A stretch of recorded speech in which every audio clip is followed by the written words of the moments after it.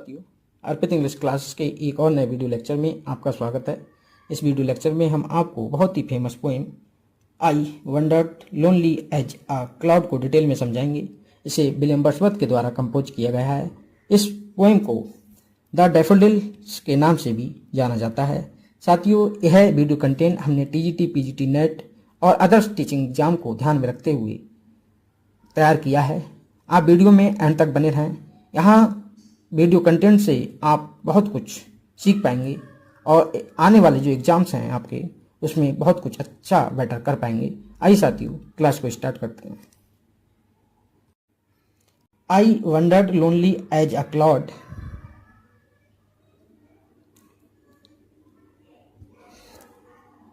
जिसे डैफोडिल के नाम से भी जाना जाता है, विलियम वर्ड्सवर्थ की एक लिरिकल पोएम है। यह वर्ड्सवर्थ की सबसे प्रसिद्ध वर्क है। यह बेहतरीन पोएम 1804 में लिखी गई थी और पहली बार 1807 में पोएम्स इन 2 वॉल्यूम्स में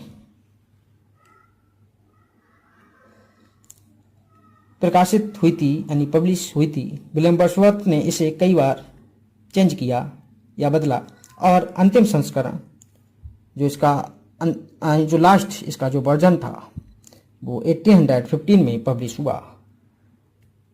यह immortal little poem William Wordsworth की बहन डोथी वर्ड्सवर्थ की बहुत देन है या इसमें बहुत योगदान रहा है।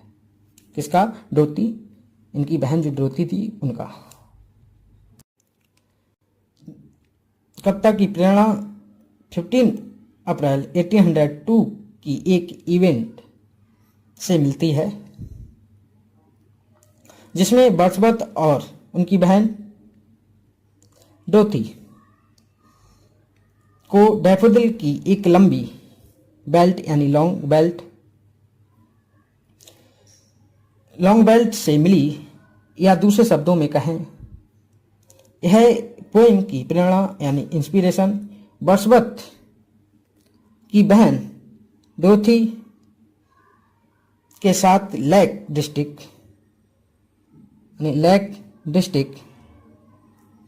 में गैलेनकोइन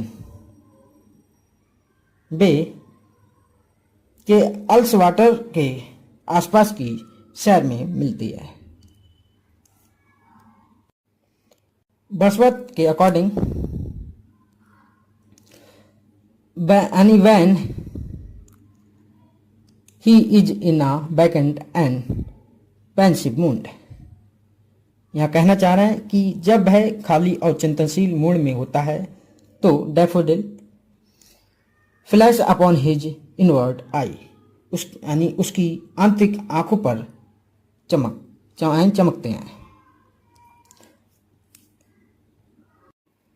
ये कुछ लाइन्स हैं जो पोएम में दी गई हैं, इनका मतलब समझिएगा साथियों।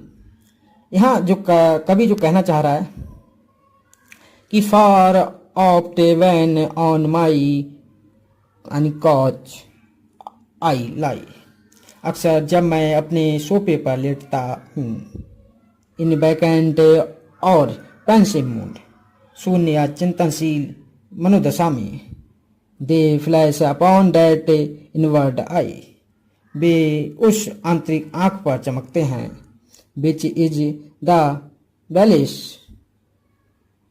ऑफ सॉलिट्यूड, जो एकांत का आनंद है। नेक्स्ट लाइनों में कवि कहना चाह रहा है, I poet could not but be gay, एक कवि समलैंगिक नहीं हो सकता। इन सच आ जेकोंड कंपनी, ऐसी खुश मिजाज कंपनी में, these lines are appear in daffodils, ये पंक्तियां डैफोडिल में दिखाई देती हैं। साथियों, यह आप देख पा रहे हैं, यह जो लाइनें हैं इनको आप देखिएगा। यह लाइनों में आप बिल्कुल ही ध्यान रखिएगा, क्योंकि ये लाइनें बहुत ही इंपॉर्टेंट हैं एग्जाम की दृष्टि से। आइए साथियों, नेक्स्ट कंटेंट को समझते हैं। They flash upon the inward eye which is the bliss of solitude. इन लाइनों में कवि जो कहना चाह रहा है कि वे भीतर की आंखों पर चमकते हैं एकांत का आनंद क्या है। The daffodils in Wordsworth poem daffodils flashes upon the inward आई। यानी यह कहना चाह रहा है वर्ड्सवर्थ की कविता डैफोडिल में डैफोडिल भीतर की आंखों में चमकते हैं। कविता की शुरुआत पंक्तियों में poem I wandered lonely as a cloud. यहाँ जो कवि कहना चाह रहा है कि मैं बादल की तरह अकेला भटकता रहा।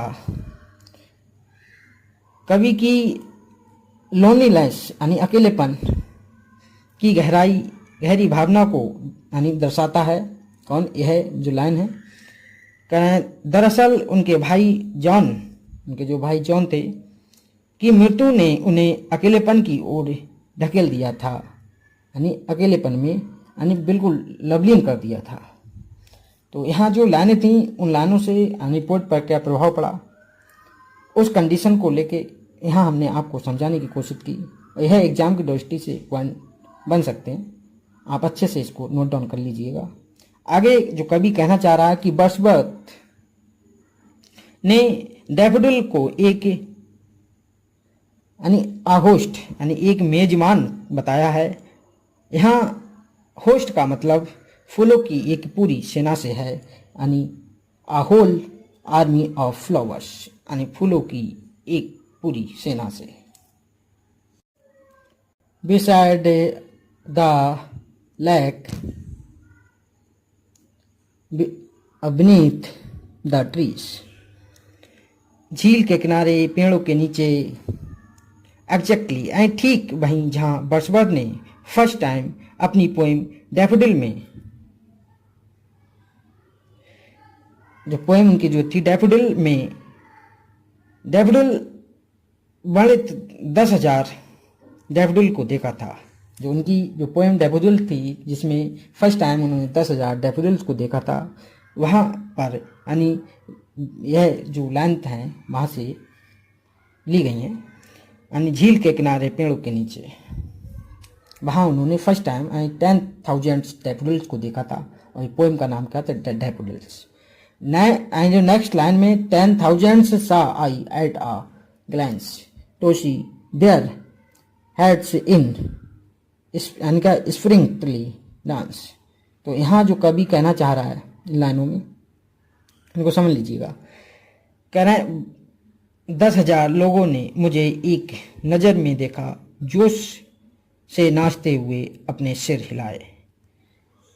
यहाँ जो सजेस्ट द क्लाउड यानी बादल का सुझाव है, यानी इन लाइनों में जो बादल का सुझाव है, कह रहे हैं जो घाटियों और पहाड़ियों पर ऊंचे स्थान पर तैरता है। The floats on high over vales and hills suggests the waves in the bay. खाड़ी में लहरें सुझाव देती हैं। उन्होंने खुशी में चमकती हुई लहरें उठाई। They overdid the sparkling waves in glee. यहाँ नेक्स्ट कहना चाह रहा है कि पोएम की इन लाइन्स से कौन सी लाइन से? दे स्टैंड इन एंडिंग यानी इन नेवर एंडिंग लाइन से along the margin of a bay. यानी बे कभी न समाप्त होने वाली पंक्ति में एक खाड़ी के किनारे फैले हुए थे। आगे कवि कहना चाह रहा है कि यह स्पष्ट है कि पोएट ने खाड़ी के किनारे डैफोडिल्स को देखा।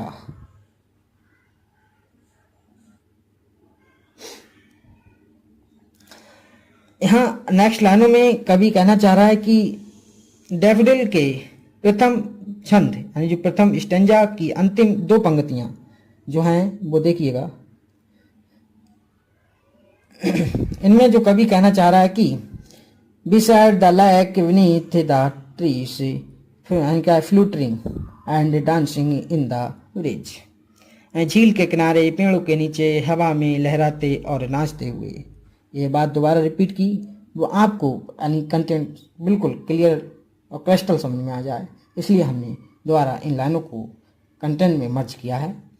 यह टू राइम वर्ड्स है, यानी क्या ट्रीज और ब्रिज, यानी दो तुकांत शब्द हैं, पेड़ और हवा, एंड ट्रीज और ब्रिज, इसको आप ध्यान रखिएगा। वर्ड्सवर्थ ने अपनी पोएम डैफोडिल 1870, यहाँ आप देख पा रहे हैं, में डैफोडिल के विस्तार की तुलना twinkling of stars in the milky way, यानी आकाश गंगा में तारों का टिमटिमाने से की है। यह लाइन्स हैं, इन लाइन्सों का मतलब आप समझिएगा साथियों। यह लाइन है continues as the stars that sin and twinkle in the Milky Way, they stand in never ending line along the margin of a bay। आकाश गंगा में चमकते और टिमटिमाते तारों की तरह निरंतर वे एक खाड़ी के किनारे कभी ना समाप्त होने वाली रेखा में फैले हुए हैं। यहाँ साथियों जो लाइनें थीं वो अपनी फिनिश होती हैं।